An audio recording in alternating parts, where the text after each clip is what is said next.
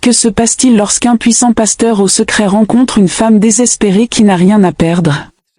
La vérité les libérera-t-elle ou détruira-t-elle tout? Installez-vous confortablement, prenez votre pop-corn et découvrez-le en plongeant dans cette histoire vraie choquante. Dans une ville populaire du Nigeria, il y avait un pasteur que tout le monde respectait. Il s'appelait Pasteur John. Il dirigeait une église très populaire et les gens venaient de loin pour l'écouter prêcher chaque dimanche. L'église était remplie à ras-bord, avec des gens debout à l'extérieur juste pour apercevoir l'homme de Dieu. Lorsque le pasteur John parlait, sa voix était puissante et ses paroles semblaient toucher chaque cœur. Beaucoup de gens croyaient qu'il avait une connexion spéciale avec Dieu. Il priait pour les malades, aidait les pauvres et bénissait les couples le jour de leur mariage. Mais derrière les portes closes, le pasteur John n'était pas l'homme saint que les gens croyaient. Il avait des secrets sombres que seules quelques personnes connaissaient. Un soir, après un service en milieu de semaine, le pasteur John était assis dans son grand bureau. La pièce sentait le parfum cher. Un jeune travailleur de l'église frappa et entra timidement. « Pasteur, les anciens veulent vous voir », dit le jeune homme en s'inclinant légèrement. Le pasteur John leva les yeux, son sourire chaleureux mais ses yeux froids. « Dites-leur que je les rejoindrai bientôt », dit-il calmement. Lorsque le jeune homme partit, le pasteur John se pencha en arrière sur sa chaise. Son téléphone vibra et il le prit. Un message d'un numéro inconnu apparut, « Dieu vous regarde. Changez vos manières avant qu'il ne soit trop tard. » Le pasteur John fixa le message un moment, puis sourit à lui-même. Il l'effaça et retourna à son travail. Amaka était une jeune femme avec de grands rêves. Elle venait de décrocher un emploi comme assistante personnelle du pasteur John. Pour beaucoup, cela semblait une bénédiction de travailler pour un homme aussi puissant. Mais pour Amaka, c'était juste un moyen de survivre. Sa mère était malade et avait besoin de soins constants, et Amaka devait envoyer de l'argent à la maison chaque mois. Trouver ce travail semblait un miracle, mais elle avait aussi un secret. Amaka était séropositive. Ce n'était pas quelque chose dont elle parlait, même pas à ses amis les plus proches. Le premier jour de travail d'Amaka, elle s'habilla soigneusement avec une chemise rose simple et une jupe bleue. Elle frappa doucement à la porte du bureau du pasteur John. « Entrez », appela sa voix profonde. Amaka entra, les mains légèrement tremblantes. « Bon après-midi, monsieur », dit-elle en forçant un sourire. Le pasteur John leva les yeux et sourit chaleureusement. « Ah, vous devez être Amaka », dit-il en se levant pour lui serrer la main. « Bienvenue dans l'équipe. J'ai entendu de bonnes choses à votre sujet. »« Merci, monsieur », répondit Amaka, la voix stable mais le cœur battant. Le pasteur John fit signe à Amaka de s'asseoir. « Ce travail demandera beaucoup de vous », commença-t-il. J'ai besoin de quelqu'un qui soit loyal, travailleur et prêt à se sacrifier pour l'œuvre de Dieu. Êtes-vous prête pour cela? Oui, monsieur, je suis prête, dit Amaka avec assurance. Bien, dit le pasteur John, son sourire s'élargissant. Ici, nous sommes comme une famille.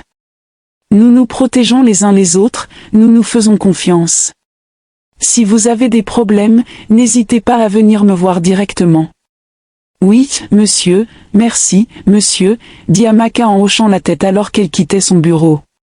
Amaka ne pouvait pas se débarrasser du sentiment de malaise qu'elle ressentait. Quelque chose dans le sourire du pasteur John ne lui semblait pas correct. Il était trop parfait, trop poli, comme un masque cachant quelque chose en dessous. Amaka se dit de se concentrer sur le travail. Elle avait besoin de l'argent et c'était tout ce qui comptait.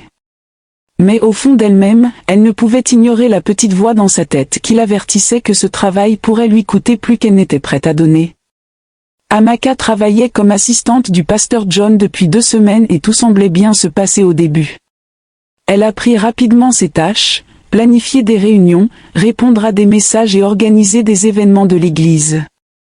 C'était un travail chargé, mais Amaka était déterminée à faire de son mieux. « Amaka, vous faites du bon travail », dit un après-midi le pasteur John alors qu'elle lui tendait un dossier.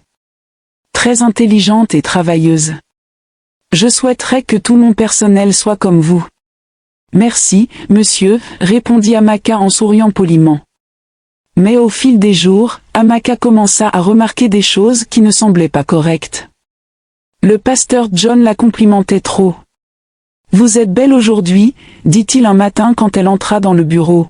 « Cette couleur vous va bien. Je vois que vous avez bon goût. » « Merci, monsieur, » dit Amaka, bien qu'elle se sentît mal à l'aise. Elle n'était pas sûre s'il était juste gentil ou s'il y avait plus que cela. Un soir, alors qu'Amaka était sur le point de partir pour la journée, le pasteur John l'appela de nouveau dans son bureau. « Amaka, » dit-il en lui faisant signe de s'asseoir. « Je veux que nous parlions. » Amaka s'assit lentement, son cœur battant un peu plus vite. « Oui, monsieur. » « Vous avez fait un travail incroyable, » commença le pasteur John en se penchant en avant. « Vous êtes différente. Il y a quelque chose de spécial en vous. »« Merci, monsieur, » dit Amaka en regardant ses mains. Le pasteur John continua, « Vous savez, des personnes comme vous sont rares. Vous n'êtes pas seulement travailleuse, vous êtes aussi très belle.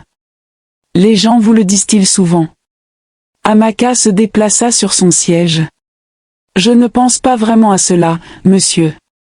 Je me contente de faire mon travail. » Le pasteur John sourit, mais ses yeux s'attardèrent sur elle d'une manière qui lui donna la chair de poule. « C'est bien, mais vous devriez connaître votre valeur.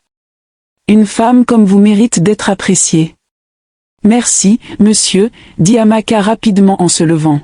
« Je vais terminer le travail que vous m'avez donné avant demain. » Elle se tourna pour partir, mais le pasteur John l'arrêta. « Attendez, Amaka, ne partez pas si vite. Nous parlons juste. J'espère que vous vous sentez à l'aise avec moi. Vous savez que vous pouvez me faire confiance, n'est-ce pas? »« Oui, monsieur, » dit-elle en forçant un sourire. Alors qu'Amaka quittait le bureau, elle ressentit un étrange mélange d'émotions. Elle n'aimait pas la façon dont le pasteur John lui parlait, mais elle ne voulait pas non plus perdre son emploi. Elle avait besoin de l'argent pour prendre soin de sa mère malade. Cette nuit-là, Amaka ne put pas dormir. Elle continuait à repasser les paroles du pasteur John dans sa tête. « Vous êtes très belle. Vous méritez d'être appréciée. »« Pourquoi dit-il ces choses ?» se demanda-t-elle. Est-ce ainsi qu'il parle à tout le monde ou est-ce juste moi? Amaka décida de l'ignorer et de se concentrer sur son travail, mais au fond d'elle-même, elle savait que ce n'était pas la fin. Le comportement du pasteur John n'était que le début, et elle n'était pas sûre d'être prête pour ce qui allait suivre. Amaka était assise à son bureau, passant en revue des dossiers et s'assurant que l'emploi du temps du pasteur John pour la semaine était organisé. C'était un après-midi tranquille jusqu'à ce que l'interphone bourdonne. « Amaka, venez dans mon bureau s'il vous plaît, » dit la voix profonde du pasteur John. « Oui, monsieur, » répondit-elle en rassemblant son carnet et son stylo. Elle marcha jusqu'à son bureau et frappa légèrement avant d'entrer. « Entrez, Amaka, asseyez-vous, » dit le pasteur John avec un sourire en lui faisant signe de s'asseoir sur la chaise en face de lui. Amaka s'assit, son carnet à la main, prête à prendre des notes. Mais le pasteur John ne parla pas du travail. Au lieu de cela, il se pencha en avant et dit « Amaka, vous savez que vous êtes spéciale, n'est-ce pas ?» Elle fronça légèrement les sourcils, incertaine de la direction que prenait la conversation. « Merci, monsieur, » dit-elle prudemment. « Non, je veux dire, » continua le pasteur John en tendant la main pour lui prendre la main. Vous n'êtes pas seulement travailleuse, vous êtes belle, gracieuse. Vous avez quelque chose que beaucoup de femmes n'ont pas. Amaka retira rapidement sa main, ressentant un nœud dans l'estomac. Monsieur, je pense que nous devrions nous concentrer sur le travail, dit-elle en essayant de garder la voix stable. Le sourire du pasteur John s'estompa légèrement. Amaka, ne soyez pas si tendue. Vous savez, dans la vie, il y a des opportunités qui ne se présentent qu'une fois. Vous êtes dans une position que beaucoup de gens feraient n'importe quoi pour avoir. Amaka n'aimait pas le ton de sa voix. Monsieur, je suis juste ici pour faire mon travail, dit-elle fermement. Le sourire du pasteur John s'estompa encore plus. Amaka, soyons clairs. Il y a beaucoup de belles dames dehors qui sont prêtes à faire n'importe quoi pour prendre votre position. Si vous voulez garder votre emploi, vous devriez réfléchir à la manière d'être flexible. Amaka sentit son cœur se serrer. Monsieur, je ne comprends pas ce que vous voulez dire, dit-elle, bien qu'au fond d'elle-même, elle savait exactement ce qu'il sous-entendait. Le pasteur John laissa échapper un rire court, ses yeux froids. Vous êtes intelligente, Amaka. Je suis sûr que vous comprenez. Elle se leva rapidement. Monsieur, s'il n'y a rien d'autre, j'aimerais retourner au travail. Le sourire du pasteur John avait disparu maintenant. Il lui fit signe de partir d'un geste dédaigneux. Allez-y, mais réfléchissez à ce que j'ai dit. Ne me faites pas regretter de vous avoir donné cette opportunité. Amaka quitta le bureau, l'esprit en ébullition. Elle savait qu'elle ne pouvait pas céder à ses exigences, mais elle savait aussi à quel point elle avait besoin de ce travail. Une semaine plus tard, elle vint travailler comme d'habitude, seulement pour trouver une lettre l'attendant sur son bureau. Elle était courte et froide, ceci pour vous informer que vos services ne sont plus requis. Veuillez retourner tout le matériel de l'entreprise immédiatement. Les mains d'Amaka tremblaient alors qu'elle lisait la lettre. Elle alla au bureau du pasteur John pour demander une explication, mais son garde personnel l'arrêta. Il est occupé, dit le garde. Amaka quitta l'église ce jour-là avec ses affaires dans une petite boîte, les larmes aux yeux alors qu'elle marchait sur la route. Elle pensa à sa mère malade au village et à la manière dont elle allait s'en sortir sans emploi. Pendant des semaines, Amaka chercha un autre emploi, mais rien ne se présenta. Elle se sentait piégée, en colère et impuissante. Au fond d'elle-même, elle savait que le pasteur John l'avait licenciée parce qu'elle avait refusé de jouer le jeu. C'était une période sombre pour Amaka, mais elle se promit une chose, elle n'abandonnerait pas. Ce qu'elle ne savait pas, c'est que son histoire avec le pasteur John était loin d'être terminée. Les semaines devinrent des mois, et la vie d'Amaka devint de plus en plus difficile chaque jour. Son loyer était dû, et les factures médicales de sa mère continuaient d'arriver. Elle s'assit sur son petit lit, regardant ses derniers billets, se demandant comment elle allait acheter de la nourriture. Son téléphone vibra, indiquant une batterie faible. Elle soupira, faisant défiler ses contacts, pensant à quelqu'un qu'elle pourrait appeler pour demander de l'aide. Il n'y avait personne.